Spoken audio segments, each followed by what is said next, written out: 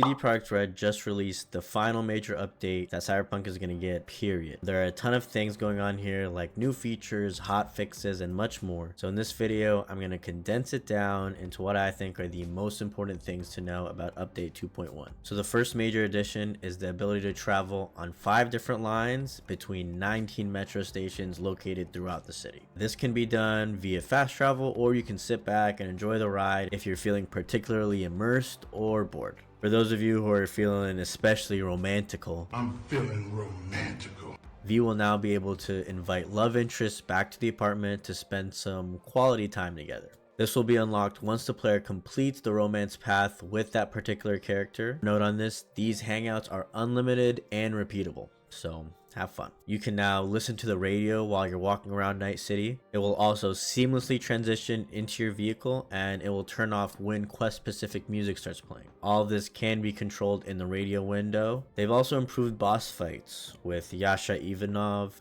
Boris Rybakov, and Atom Smasher. Atom Smasher will be able to actually activate the Sandeva stand, so it'll look similar to how it does in Edge Runners. Crafted weapons will have 2 mod slots now. One note on this is that the change won't affect weapons crafted prior to this patch. So V can now be pursued by gangs after taking an aggressive approach toward them during certain gigs and main quests. It's now possible to sit at various bars in Night City, and you can also interact with the vendors. Decorative vendors spawned inside kiosks are now functional. Kind of thinking about what that meant, I'm not entirely sure, but my interpretation of decorative vendors are assets that would just fill space, but now serve a particular purpose in the world. Next, we'll talk about some other additions and miscellaneous things. Firstly, there are 5 new bikes to purchase from the AutoFixer website and a brand new Porsche 911 Cabriolet. They added a new option to mark vehicles as favorites in the call menu, which is super helpful. There's also now an added option to throw knives and actives while you're riding a bike. They've also increased the maximum ammo limit you can carry in your inventory for all ammo types. There's improved melee animations while driving bikes in third person as well. When you attack NPC drivers, they'll now swerve and react to your attack. There are overhauled sound effects and scenes in the base game,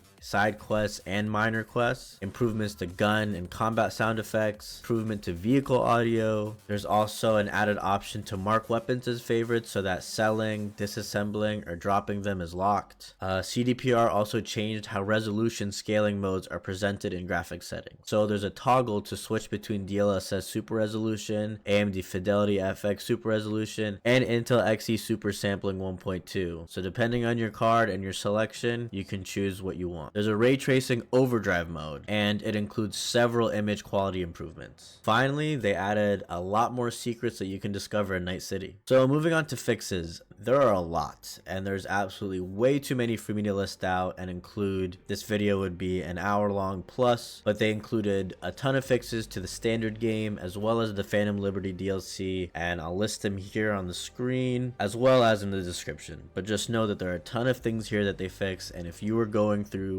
something in the base game or in Phantom Liberty, it's likely fixed now. Finally, CDPR has gone above and beyond the past few years by actually listening to their players and delivering to us some things that we didn't even know we wanted. I think the game is in a great state where people will be able to play it for years to come as CDPR moves on to their highly anticipated projects like Cyberpunk 2 and Witcher 4. I really hope this video is helpful. Thank you so much for 1,000+ views on my previous video. That means the world to me. Hopefully we just keep going up and up. But again, I really appreciate you all, and I'll see you all in the next one. Peace.